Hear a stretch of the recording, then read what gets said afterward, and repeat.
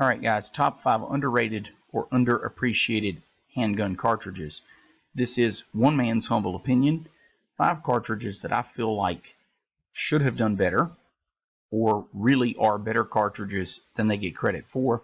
Some of them took a long time to take off, some of them never took off, and some of them are just dead. So here we go.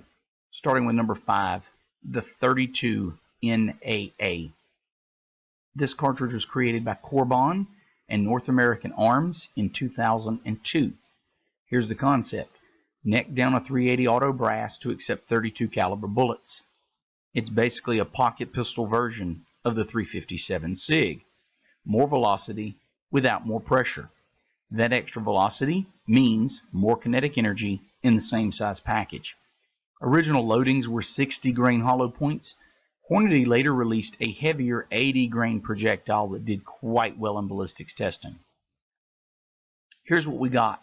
We got better performance than a .32 auto, extremely good penetration in testing, and it overall showed a lot of promise.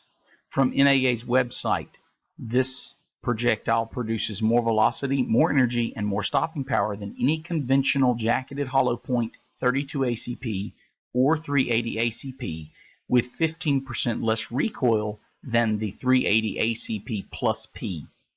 Penetrates 8.3 inches of gelatin after passing through 4 layers of heavy denim, expanding 2.55 inches with a retained weight of 100%. That is for the 60 grain jacketed hollow point. The 80 grain projectile from Hornady did better.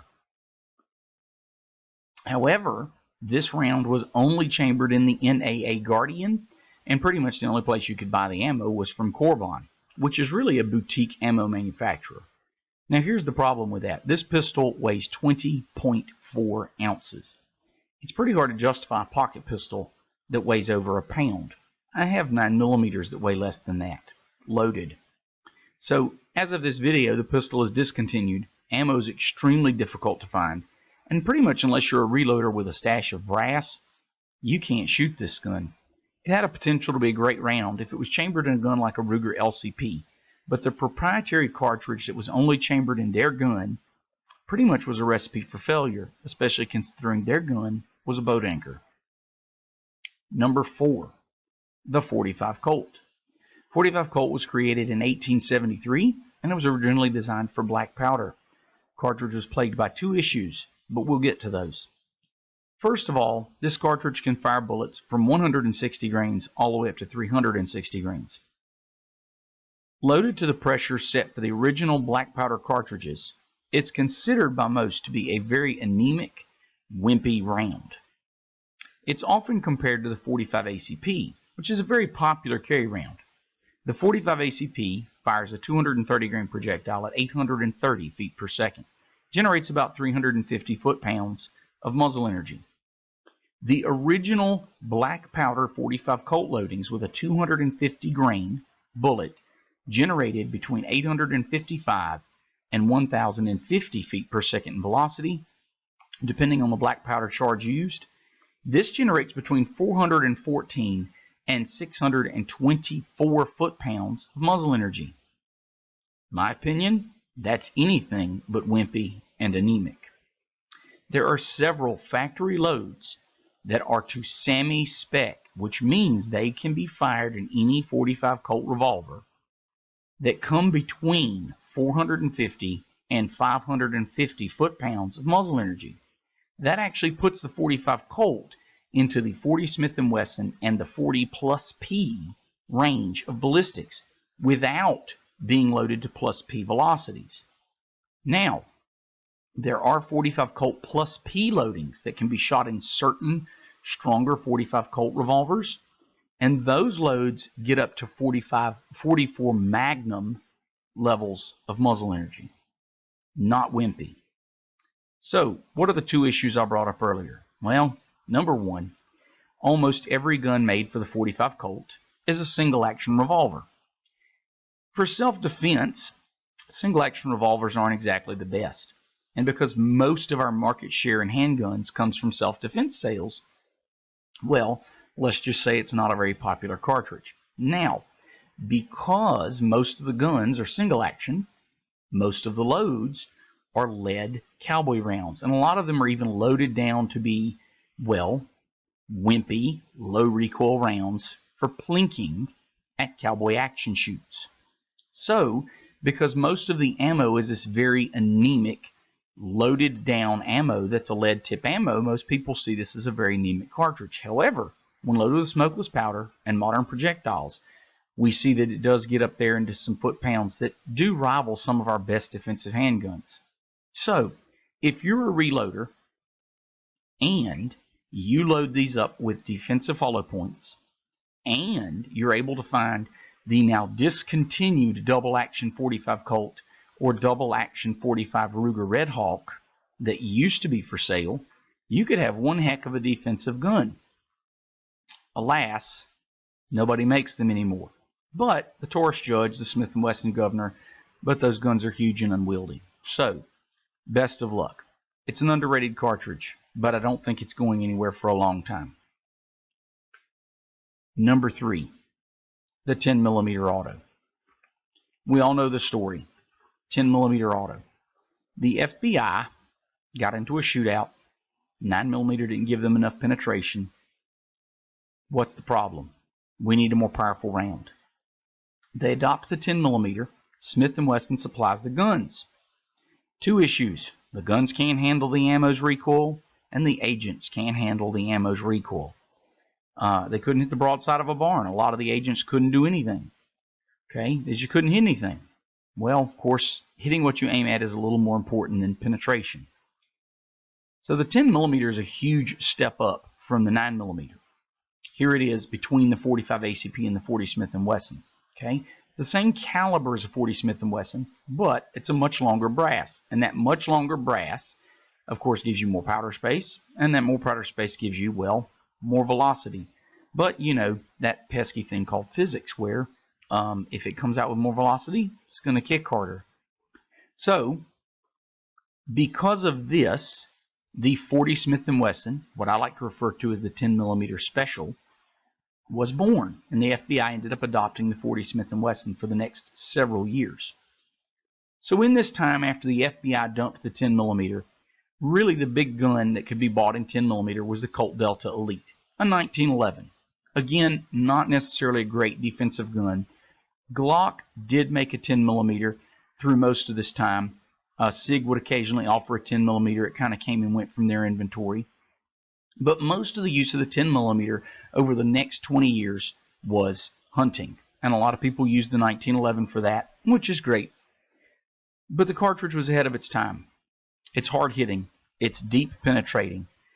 It absolutely is as good as any 357 Magnum on the market. It's a 357 Magnum for an autoloader. So now what's happened? Guns have caught up, and we've got a lot of selection on the market. SIG, Glock, Smith & Wesson, several other manufacturers, including Springfield and their XD lineup, offer a 10mm now in a striker-fired defensive-style pistol. Eventually, this cartridge is going to be removed from all these lists of underappreciated or underrepresented cartridges because it is growing in popularity. It's a great round, and I'm glad to see it finally gaining traction. Number 2, the 454 casull. This was a Wildcat created in the late 50s, and the concept was a 45 Colt on steroids. We want to shoot a 45 caliber bullet, but a lot faster than a 45 Colt could do it. For a long time, it was custom revolvers and hand-loaded ammo. It was a Wildcat, until 1983 when Freedom Arms introduced it in the Model 83 single action. Now, this made this a semi-spec mainstream cartridge. It didn't make it popular, but it did make it the most powerful handgun in the world, most powerful cartridge, handgun cartridge in the world. Okay? Still, it took years for this cartridge to gain traction with any other major manufacturer. Eventually, it got chambered by folks like Taurus, Smith & Wesson, Ruger, and even Magnum Research. This bad boy generates 65,000 psi of max pressure. Same as shooting a 300 Win Mag rifle, but out of a revolver. This is still, even though it's been unseated as the most powerful handgun cartridge in the world, one of the snappiest and most brutal recoiling handguns in existence because of the pressures that this cartridge generates. Most videos that you would see on the 5 most brutal recoiling cartridges in the world have the 454 on it for a reason. This cartridge has been used to take nearly all manner of game animals in existence, from Africa to North America.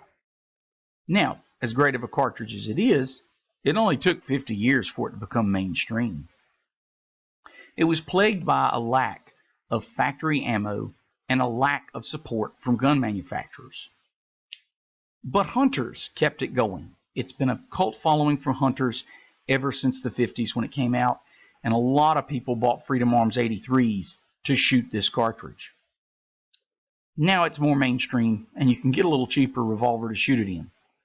Guys, I'm going to tell you, if you ever get the chance to shoot this monster in a Ruger Alaskan chambered in 454 casull, you should.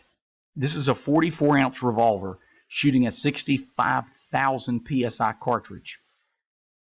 Shoot this once, and you'll see why it's on everybody's top 5 list of most brutal recoiling revolvers. Number 1 most underappreciated cartridge, the .327 Federal Magnum. This was a joint venture by Federal Ammunition and Ruger in 2007. Long line of 32s. We had the 32 ACP and the 32 short. And these cartridges are old black powder cartridges. It's been around for well over 100 years. Then we had the 32 long, introduced by Smith & Wesson before the Depression, late 20s, early 30s. And that cartridge was supposed to be a step up, a little more power. Then in the 70s, we had the 32 H&R Magnum. And again, it was this attempt to revive the 32 caliber. But none of these are really powerful. They're very anemic. They're great because they make a good pocket pistol. But beyond that, they're pretty wimpy rounds. Well, the idea behind the .327 Federal Magnum, which is on your far right, was we want to emulate .357 Magnum ballistics performance, but with just about the same recoil as a .38 Special Plus P. And if you've shot this cartridge, you know that they've hit their mark. It's definitely a cool cartridge, and if you were someone that carried a .38 Plus P, you really should look at this round. Now, unfortunately, Smith & Wesson, Charter Arms, Taurus, and Ruger all produced revolvers for this cartridge when it first came out, but nobody could find ammo. Because nobody could find ammo, nobody bought the guns. By the time Federal actually put enough ammo out for people to shoot, everybody had abandoned it, except for Ruger. Ruger still produces a few guns in the caliber, but ammo is tough to find. It is out there. The Spear 100 and 115 grain gold dot really shine from the short barrel, as the cartridge was designed from the ground up to fire from a 2-inch barrel. Ballistics from snub noses are exceptional, which is not always the case with .357 Magnum. Also, Henry recently started producing lever actions so that your lever action rifle can match your revolver. The round has a cult following, and it stayed alive only because of that. It is a great cartridge. If you happen to carry a .38 Special, I recommend taking a look at it. I feel like if Ruger or Smith & Wesson took one of their 8-shot .357s and crammed 9 or 10 of these into that size gun, it'd be a pretty amazing carry gun. It'd carry pretty easy. You'd have 9 or 10 shots on tap that shoots like a .38 but hits like a .357. It's definitely worth a look. Added bonus, if you carry a .38 Plus P and you switch to .327 Federal Magnum, you get a 6th round in the same size gun. Pretty cool advantage. Don't know if it would help you or not, but hey, 1 extra round is 1 extra round. Guys, this is one man's humble opinion. These are all cartridges that I think are underrated, some more than others. I hope you enjoyed the video. I appreciate your support. If you have questions, leave them in the comments. Hope you enjoyed it. See you around.